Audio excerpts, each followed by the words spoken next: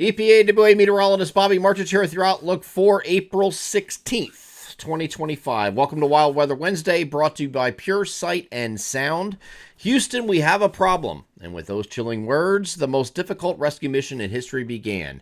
However, recently declassified documents reveal that there is more to the story. When the explosion on board occurred, the Apollo 13 spacecraft began pouring a stream of anomalous data that overwhelmed the video processors at Mission Control in Houston. Suddenly, every screen went dark. The lead flight director, cool under pressure as always, reached to his right and pressed the speed dial button for Pure Sight and Sound. From his office in eastern Pennsylvania, Ed answered, "Yeah, flight, we're already on it." Within minutes, the screens at Mission Control were back live and 3 astronauts were successfully reunited with their families. If Pure Sight and Sound can save NASA, imagine what they can do to save a mess of TV, sound, and wiring in your sports bar or home. Call Ed at the phone number above me here in the video, 570-992-2992, or visit them on the web at puresightandsound.com to schedule a visit to your sports bar, home, or your spacecraft. They are Pure Sight and Sound Incorporated, proud sponsor of the Wednesday video forecast. Always a delightful speech I get to read every single Wednesday from those guys. So today is going to be another breezy day. I know we're tired of the wind. Yesterday was ridiculously windy, and actually we underestimated in the video I did yesterday. I nailed absolutely every aspect of how the day was going to go, except for the wind being only 35 to 45. Okay, so it ended up being a little bit higher than that because we had a little cluster of storms, and it was hard to see on radar because it didn't look like a storm at all. There wasn't really much lightning with it, but it was a kind of a power shower type thing where it just moved across the region and went from like the Harrisburg region over to the Berks County and into all the way over to Montgomery and Bucks, and produced some wind damage from that, and some gusts. Reading Airport actually gusted to 62 miles per hour as that storm crossed over the airport. So there were some very strong wind gusts with that, and a lot of that had to deal with the low or the very high mid-level lapse rates that we were expecting yesterday, so that was correct.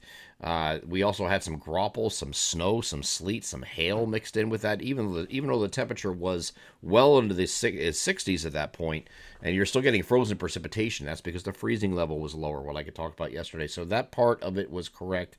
A little underestimated on the wind, but today will not be as windy as it was yesterday, even though it's going to be quite breezy. This will be a normal windy day like you would expect on we've had many times since the beginning of winter. Big trough still sitting over the northeastern United States here at this point. This is going to give us colder temperatures today. As you see above me, 46 to 54. So either side of 50 degrees today, depending on where you're at within a region. And we are going to have the wind. Now, this is looking at yesterday, and we did outline the correct areas to have the highest wind gust, but these were a lot higher than what we were expecting initially. So what we did yesterday is yesterday morning we had our oh crap moment, right? I would say OSH whatever, but I can't because it's a video. So we had that moment yesterday morning. We're like, man, we got to get alerts out here because this is going to be a little bit higher than we thought. And so we sent the text alerts to the My Pocket Meteorologist members for particularly these areas that I circled, because although it was windy up here, it wasn't as windy as areas down here. And they had a lot of 40 to 45 plus stuff there. And again, where that line went through, we had a little storm cluster went kind of like in this direction like this, right across this area.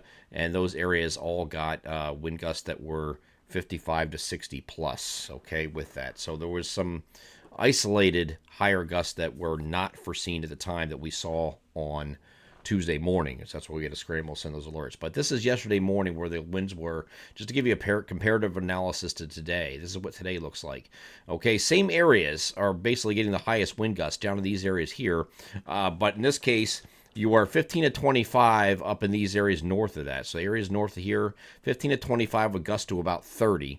In this circled area here below it, that is going to be some peak gusts that are going to reach 30 to 35 today. So not dealing with 45 to 50 plus, 60 plus, none of that stuff today. Today's more cold air advection related because we have the cold air temperatures in place here in that trough sitting right over the region.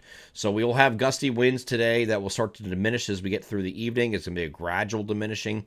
And then once we get late in the overnight, that's going to be gone and out of here finally. So we don't have to deal with one more day of wind today. Cold temperatures, And, well, cold relative to the time of year. It's not really cold. Either side of 50 isn't really cold, but with the wind, it's going to feel cold. And then we're going to rebound nicely here on Thursday. So here's Thursday. Thursday, the trough moves out, and this is Thursday afternoon. The trough is actually over here now. So we're getting some warm air advection coming to the region. It's not going to be full blown yet. It's going to be mostly sunny on Thursday, but temperatures are going to be either side of 60. So we go up about 10 degrees from today to Thursday. And then once we get to Friday, we keep that trend going with another 8 to 10 degree increase ahead of this next cold front which will come through on Saturday. Now, the new guidance is suggesting that once we get to Saturday afternoon, this is Saturday afternoon at 5 p.m., the front is back here, right? The showers ahead of it are only getting to about right here. So that means we're going to have unabated warmth coming in here on Saturday. We're going to make a run well into the 70s on Saturday. And it should be a pretty nice day. Maybe a partly cloudy start to the day and then increasing clouds later. But this looks like it's coming in rather late. This is now 8 p.m.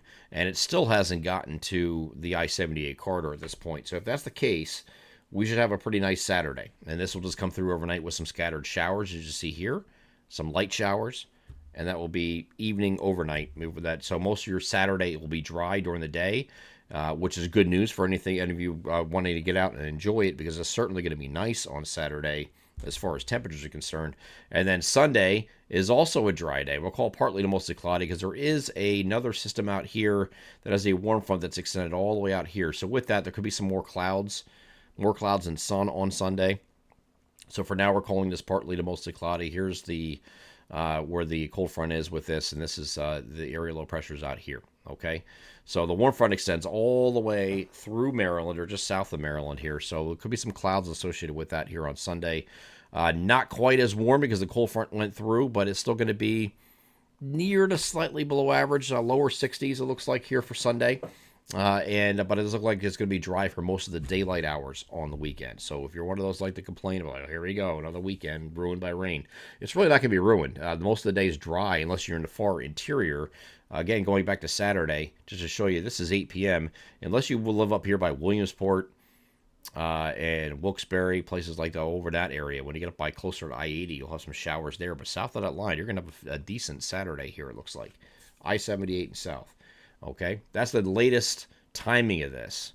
And we're going to go into Sunday again. We're going to have partly to mostly cloudy skies. Monday, we're going to have increasing clouds ahead of this next boundary, which is going to come through either very late in the day again or evening with a few scattered showers. This is another cold front moving through the region. But it doesn't have a lot of cold air behind it, okay? So that we get beyond this on Tuesday, we end the 7-day forecast period with partly cloudy skies and temperatures generally in the middle 60s. So it's really not going to be like one of those deals where we're going back to what we're doing today. We're taking a step back. It's only for one day, and then we rebound tomorrow, continue that rebound straight through Saturday. We come back a little bit Sunday to lower 60s, but it's still pretty nice, right? And then same thing on Monday, and then back to Tuesday, we're in the middle 60s, it looks like. Here's what it looks like graphically, just looking at the temperature anomalies compared to what average is for this time of year. Obviously below normal today with those cooler temperatures, but that quickly lifts out here on Thursday. Here's Thursday. It's very slightly below average, maybe 2 or 3 degrees below average, but it's not really going to be noticeable, okay? Once we get to Friday, we start getting the warmer temperatures in here, and Saturday it peaks with, again, temperatures getting into the 70s for much of the region. And then we get to Sunday, it goes down a little bit, but it's just kind of near average. It's not really below average before the milder temperatures come back in the early part of next week. We're very slightly above average at that point. So it's going to be, we're kind of stepping away from this going back to winter stuff. Winter's trying to hold on for a last grasp and has been doing that here for much of the first half of April. It's really not going to be doing that going forward, I don't think. Even if you see in the long-range outlooks that I do on Fridays that I have some periods that are near to slightly above average in May, at that time normal highs are in the 70s. So are you really going to notice it? Is it going to be terrible? No, it's not. It's going to be upper 60s to near 70 instead of 70 to 75. That's not a big deal. So we should have some more consistently milder spring-like temperatures coming in, and that should be setting the stage going forward into the month of May. I'm EPAWA meteorologist Bobby Martish. That is your outlook for April 16th, 2025. Have a great Wednesday.